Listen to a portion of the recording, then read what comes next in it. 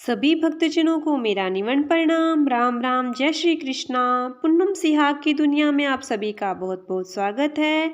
हम श्रीमद् भागवत सुधा सागर का पाठ कर रहे हैं। श्रीमद् भागवत महात्म्य का दूसरा अध्याय, भक्ति का दुख दूर करने के लिए नारद जी का उद्योग। नारद जी ने कहा, बाले, तुम व्यर्थ ही अपनों को क्यों खेद में डाल रही हो? अरे, तुम इतनी चिंतातुर क्यों हो? भगवान श्री कृष्ण के चरण कमलों का चिंतन करो, उनकी कृपा से तुम्हारा सारा दुख दूर हो जाएगा।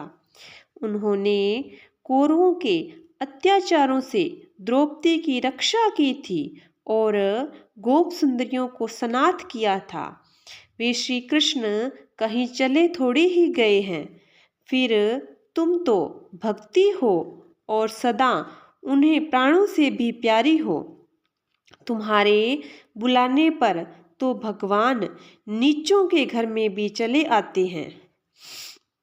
सत्य, त्रेता और द्वापर, इन तीनों युगों में ज्ञान और वैराग्य मुक्ति के साधन थे, परंतु कलयुग में तो केवल भक्ति ही ब्रह्म सायुज्य यानी कि मोक्ष को देने वाली है। यह सोचकर ही परमानंद चिंत मूर्ति ज्ञान स्वरूप श्री हरि ने अपने सत स्वरूप से तुम्हें रचा है। तुम साक्षात श्री कृष्णचंद्र की प्रिया और परम सुंदरी हो। एक बार जब तुमने हाथ जोड़कर पूछा था कि मैं क्या करूं, तब भगवान ने तुम्हें यही आज्ञा दी थी कि मेरे भक्तों का पोषण करो। तुमने भगवान की यह आज्ञा स्वीकार कर ली। इससे तुम पर श्री हरि बहुत प्रसन्न हुए और तुम्हारी सेवा करने के लिए मुक्ति को तुम्हें दासी के रूप में दे दिया और इन ज्ञान वैराग्य को पुत्रों के रूप में तुम्हें दे दिया। तुम अपने साक्षात स्वरूप से बैकुंठ धाम में ही भक्तों का पोषण करती हो। भूलोक में तो तुमने इनकी पुष्टि के लिए केवल छाया रूप धारण कर रखा है। तब तुम मुक्ति, ज्ञान और वैराग्य को साथ लिए पृथ्वी तल पर आई और सत्ययुग से द्वापर पर्यंत बड़े आनंद से रही। कलयुग में तुम्हारी दासी मुक्ति पाखंड रूप रोग से पीड़ित होकर क्षीण होने लगी थी, इसलिए वह तो तुरंत ही तुम्हारी आज्ञा से बैकुंठ लोक को चली गई। इस लोक में भी तुम्हारे स्मरण करने से ही वह आती है और फिर चली जाती है, किंतु इन ज्ञान वैराग्य को तुमने पुत्र मानकर अपने ही पास रख छोड़ा है। फिर भी कलयुग में इनकी उपेक्षा होने के कारण तुम्हारे ये पुत्र उत्साहहीन और वृद्ध हो गए हैं। फिर भी तुम चिंता न करो, मैं इनके नव जीवन का उपाय सोचता हूँ। सुमुखी, कली के समान कोई भी युग नहीं है। इस युग में मैं तुम्हें घर घर में प्रत्येक पुरुष के हृदय में स्थापित कर दूंगा। देखो, अन्य सब धर्मों को दबाकर और भक्ति विषयक महोत्सवों को आगे रखकर यदि मैंने लोक में तुम्हारा प्रचार न किया तो मैं श्री हरि का दास नहीं। इस कलयुग में जो जीव तुमसे युक्त होंगे वे पापी होने पर भी बेखटके भगवान श्री कृष्ण के अभयधाम को प्राप्त होंगे। जिनके हृदय में निरंतर प्रेम रूपणी भक्ति निवास करती है, वे शुद्धांतकरण पुरुष स्वप्न में भी यमराज को नहीं देखते। जिनके हृदय में भक्ति महारानी का निवास है, उन्हें प्रेत, पिशाच, राक्षस या दैत्य आदि स्पर्श करने में भी समर्थ नहीं हो सकते। भगवान तप, वेदाध्ययन, ज्ञान और कर्म आदि किसी भी साधन से वश में नहीं किए जा सकते। वे केवल भक्ति से ही वशीभूत होते हैं। इनमें श्री गोपीजन ही प्रमाण हैं। मनुष्य कहा सहस्त्रों जन्मों का पुण्य प्रताप से ही भक्ति में अनुराग होता है। कलयुग में केवल भक्ति और केवल भक्ति ही सार है। भक्ति से ही साक्षात श्री कृष्णचंद्र सामने उपस्थित हो जाते हैं। जो लोग भक्ति से द्रोह करते हैं वे तीनों लोकों में दुख ही दुख पाते हैं। पूर्व काल में भक्त का तिरस्कार करने वाले दुर्वासा ऋषि को भी बड़ा कष्ट उठाना पड़ा था। बस व्रत, तीर्थ, योग, यज्ञ और ज्ञान चर्चा आदि बहुत से साधनों की कोई जरूरत नहीं है। एकमात्र भक्ति ही मुक्ति देने वाली है। सूत जी कहते हैं, इस प्रकार नारद जी के निर्णय किए हुए अपने महात्म्य को सुनकर भक्ति के सारे अंग पुष्ट हो गए और वे उनसे कहने लगी। भक्ति ने कहा, नारद जी आप धन्य हैं, आपकी मुझ में निश्चल प्रीति है। मैं सदा आपके हृदय में रहूंगी, कभी आपको छोड़कर नहीं जाऊंगी। साधो आप बड़े कृपालु हैं, आपने क्षण भर में मेरा सारा दुख दूर कर दिया, किंतु अभी मेरे पुत्रों में चेतना नहीं आई है। आप इन्हें शीघ्र ही सचेत कर दीजिए, इन्हें जगा दीजिए। सूत जी कहते हैं, भक्ति के ये वचन सुनकर नारद जी को बड़ी करुणा आई और वे उन्हें हाथ से हिला डुलाकर जगाने लगे। फिर उनके कान के पास मुँह लगाकर जोर से कहा, ओ ज्ञान जल्दी जग पड़ो, ओ वैराग्य जल्दी जग पड़ो। फिर उन्होंने वेद ध्वनि, वेदांत घोष और बार बार गीता पाठ करके उन्हें जगाया। इससे वे जैसे तैसे बहुत जोर लगाकर उठे, किंतु आलस्य के कारण वे दोनों जम्भाई लेते रहे, नेत्र उघाड़कर देख भी नहीं सके। उनके बाल बगुलों की तरह सफेद हो गए थे। उनके अंग प्राय सूखे कांट के समान निस्तेज और कठोर हो गए थे। इस प्रकार भूख प्यास के मारे अत्यंत दुर्लभ होने के कारण उन्हें फिर सोते देख नारद जी को बड़ी चिंता हुई और वे सोचने लगे, अब मुझे क्या करना चाहिए। इनकी यह नींद और इससे भी बढ़कर इनकी वृद्धावस्था कैसे दूर हो। सोनक जी इस प्रकार चिंता करते करते वे भगवान का स्मरण करने लगे। उसी समय यह आकाशवाणी हुई कि मुने खेद मत करो, तुम्हारा यह उद्योग निसंदेह सफल हो जाएगा। देवऋषि इसके लिए तुम एक सत्कर्म करो। यह कर्म तुम्हें संत शिरोमणि महानुभाव बताएंगे। उस सत्कर्म का अनुष्ठान करते ही क्षण में इनकी नींद और वृद्धावस्था चली जाएगी और सर्वत्र भक्ति का प्रसार होगा। यह आकाशवाणी वहां सभी को साफ साफ सुनाई दी। इससे नारद जी को बड़ा विस्मय हुआ और वे कहने लगे, मुझे तो इसका कुछ आशय समझ में नहीं आया। नारद जी बोले, इस आकाशवाणी ने भी गुप्त रूप में ही बात कही है। यह नहीं बताया कि वे कौन सा साधन है, क्या साधन किया जाए जिससे इनका कार्य सिद्ध हो। वे संत न जाने कहाँ मिलेंगे और किस प्रकार उस साधन को बताएंगे। अब आकाशवाणी ने जो कुछ कहा उसके अनुसार मुझे क्या करना चाहिए। सूत जी कहते हैं, सोनक जी तब ज्ञान वैराग्य दोनों को वहीं छोड़कर नारद मुनि वहां से चल पड़े और प्रत्येक तीर्थ में जा जाकर मार्ग में मिलने वाले मुनीश्वरों से वह साधन पूछने लगे। उनकी उस बात को सुनते तो सब थे, परंतु उसके विषय में कोई कुछ भी निश्चित उत्तर न देता। किन्हीं ने उन्हें उसे असाध्य बताया। कोई बोलता, इतना ठीक ठीक पता लगाना भी कठिन है, इसका ठीक ठीक पता लगाना भी कठिन है। कोई सुनकर चुप रह गए और कोई कोई तो अपनी अवज्ञा होने के भय से बात को टाल टूल कर खिसक गए। त्रिलोकी में महान आश्चर्यजनक हाहाकार मच गया। लोग आपस में कानाफूसी करने लगे।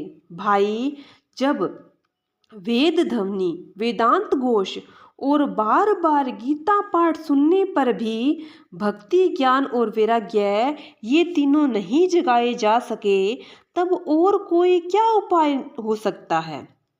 और तो कोई उपाय नहीं हो सकता। समय योगी राज नारद को भी जिसका ज्ञान नहीं, उसे दूसरे सांसारिक लोग कैसे बता सकते हैं? इस प्रकार जिन जिन ऋषियों से इसके विषय में पूछा गया, उन्होंने निर्णय करके यही कहा कि यह बात दुस्साध्य ही है। तब नारद जी बहुत चिंतातुर हुए और बद्रीवन में आए। ज्ञान वैराग्य को जगाने के लिए वहाँ उन्होंने यह निश्चय किया कि मैं तप करूँगा।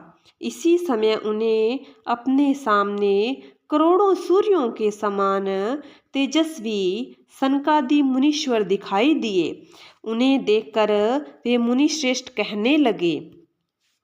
नारद जी ने कहा, महात्माओं, इस समय बड़े भाग्य से मेरा आप लोगों के साथ समागम हुआ है। आप मुझ पर कृपा करके शीघ्र ही वह साधन बताइए। आप सभी लोग बड़े योगी, बुद्धिमान और विद्वान हैं।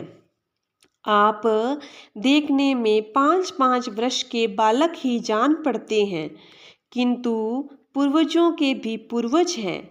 आप लोग सदा बैकुंठ धाम में निवास करते हैं, निरंतर हरि कीर्तन में तत्पर रहते हैं, भगवत लीला अमृत का रसास्वादन कर सदा उसी में उन्मत्त रहते हैं, और एकमात्र भगवत कथा ही आपके जीवन का आधार है। हरि शरणम, हरि शरणम, भगवान ही हमारे रक्षक हैं। यह वाक्य मंत्र सर्वदा आपके मुख में रहता है। इसी से काल प्रेत वृद्धावस्था भी आपको बाधा नहीं पहुंचाती। पूर्व काल में आपके भूभृंग मात्र से भगवान विष्णु के द्वारपाल जय और विजय तुरंत पृथ्वी पर गिर गए थे, और फिर आपकी ही कृपा से वे पुनः बैकुंठ लोक को पहुंच गए। धन्य हैं, इस समय आपका दर्शन बड़े सौभाग्य से हुआ है। मैं बहुत दीन हूँ। आप लोग स्वभाव से ही दयालु हैं, इसलिए मुझ पर आपको अवश्य कृपा करनी चाहिए। बताइए, आकाशवाणी ने जिनके विषय में कहा है वह कौन सा साधन है, और मुझे किस प्रकार इसका अनुष्ठान करना चाहिए? आप इसका विस्तार से वर्णन कीजिए। भक्ति, ज्ञान और वैराग्य को किस प्रकार सुख मिल सकता है, और किस तरह इनकी प्रेम पूर्वक सब वर्णों में प्रतिष्ठा की जा सकती है। सनकादि ने कहा, देव ऋषि, आप चिंता न करें, मन में प्रसन्न हो। उनके उद्धार का एक सरल उपाय पहले से ही विद्यमान है। नारद जी, आप धन्य हैं। आप विरक्तों के शिरोमणि हैं। श्री कृष्ण दासों के शाश्वत पथ प्रदर्शक और भक्ति योग के भास्कर हैं। आप भक्ति के लिए जो उद्योग कर रहे हैं, यह आपके लिए कोई आश्चर्य की बात नहीं समझनी चाहिए। भगवान के भक्त के लिए तो भक्ति की सम्यक स्थापना करना सदा उचित ही है। ऋषियों ने संसार में अनेकों मार्ग प्रकट किए हैं, किंतु वे सभी कष्ट साध्य हैं, और परिणाम भी प्राय स्वर्ग की ही प्राप्ति कराने वाले हैं। अभी तक भगवान की प्राप्ति कराने वाला मार्ग तो गुप्त ही रहा है। उसका उपदेश करने वाला पुरुष प्राय भाग्य से ही मिलता है। आपको आकाशवाणी ने जिस सत्कर्म का संकेत किया है, उसे हम बतलाते हैं। आप प्रसन्न और समाहितचित्त होकर सुनिए। नारद जी द्रव्य यज्ञ, तपो यज्ञ, योग यज्ञ और स्वाध्याय स्वरूप ज्ञान यज्ञ, ये सब तो स्वर्ग आदि की प्राप्ति कराने वाले कर्मों की ओर संकेत करते हैं। पांडवों ने ज्ञान यज्ञ को ही सत्कर्म यानी मुक्तिदायक कर्म का सूचक माना है। वह श्रीमद् भागवत का पारायण है, जिसका ज्ञान शुकादि महानुभावों ने किया है। उनके शब्द सुनने से ही भक्ति, ज्ञान और वैराग्य को बड़ा बल मिलेगा। इससे ज्ञान वैराग्य का कष्ट मिट जाएगा और भक्ति को आनंद मिलेगा। सिंह की गर्जना सुनकर जैसे भेड़िए भाग जाते हैं, उसी प्रकार श्रीमद् भागवत की ध्वनि से कलयुग के सारे दोष नष्ट हो जाएंगे। तब प्रेम रस प्रवाहित करने वाली भक्ति, ज्ञान और वैराग्य को साथ लेकर प्रत्येक घर और व्यक्ति के हृदय में क्रीड़ा करेगी। नारद जी ने कहा, मैंने वेदांत की ध्वनि और गीता पाठ करके उन्हें बहुत जगाया, किंतु फिर भी भक्ति, ज्ञान और वैराग्य ये तीनों नहीं जगे। ऐसी स्थिति में श्रीमद् भागवत सुनाने से वे कैसे जगेंगे? क्योंकि उस कथा के प्रत्येक श्लोक और प्रत्येक पद में वेदों का ही सारांश है। आप लोग शरणागत वत्सल हैं तथा आपका दर्शन कभी व्यर्थ नहीं होता। इसलिए मेरा यह संदेह दूर कीजिए, इस कार्य में विलंब न कीजिए। सनकादि ने कहा, श्रीमद् भागवत की कथा वेद और उपनिषदों का सार ही बनी है, इसलिए उनसे अलग उनकी फलरूपा होने का कारण वह बड़ी उत्तम जान पड़ती है। जिस प्रकार रस वृक्ष की जड़ से लेकर शाखा पर्यंत रहता है, किंतु इस स्थिति में उसका आस्वादन नहीं किया जा सकता, वही जब अलग होकर फल के रूप में आ जाता है, तब संसार में सभी को प्रिय लगने लगता है। दूध में घी रहता ही है, किंतु उस समय उसका अलग स्वाद नहीं मिलता। वही जब उससे अलग हो जाता है, तब देवताओं के लिए भी स्वादवर्धक हो जाता है। खांड ईख की ओर चोर और बीच में भी व्याप्त रहती है, तथापि अलग होने पर उसकी कुछ और ही मिठास होती है। ऐसे ही भागवत की कथा है। यह भागवत पुराण वेदों के समान है। श्री व्यास देव जी ने इसे भक्ति, ज्ञान और वैराग्य की स्थापना के लिए प्रकाशित किया है। पूर्व काल में जिस समय वेद वेदांत के पारगामी और गीता की रचना करने वाले भगवान व्यास देव खिन्न होकर अज्ञान समुद्र में गोते खा रहे थे, उस समय आपने ही उन्हें 4 श्लोकों में इसका उपदेश किया था। उसे सुनते ही उनकी सारी चिंता दूर हो गई थी। फिर इसमें आपको आश्चर्य क्यों हो रहा है? जो आप हमसे प्रश्न कर रहे हैं, आपको उन्हें शोक और दुख का विनाश करने वाला श्रीमद् भागवत पुराण ही सुनाना चाहिए। नारद जी ने कहा, महानुभाव, आपका दर्शन जीवों के संपूर्ण पापों का तत्काल नष्ट कर देता है और जो संसार दुख रूप दावानल में तपे हुए हैं, उन पर शीघ्र ही शांति की वर्षा करता है। आप निरंतर शेष जी के सहस्त्र मुखों में गाए हुए भागवत कथामृत का पान करते रहते हैं। मैं प्रेम लक्षणा भक्ति का प्रकाश करने के उद्देश्य से आपकी शरण लेता हूँ। जब अनेकों जन्मों के संचित पुण्य पुंज का उदय होने से मनुष्य को सत्संग मिलता है, तब वह उसके अज्ञान जनित मोह और मद रूप अंधकार का नाश करके विवेक का उदय होता है। इस प्रकार श्रीमद् भागवत महात्म्य का 2 अध्याय पूरा होता है। बोलिए विष्णु भगवान की जय हो। बोलिए कृष्ण कन्हैया लाल की जय हो। श्रीमन्नारायण नारायण हरि हरि, श्रीमन्नारायण नारायण हरि हरि।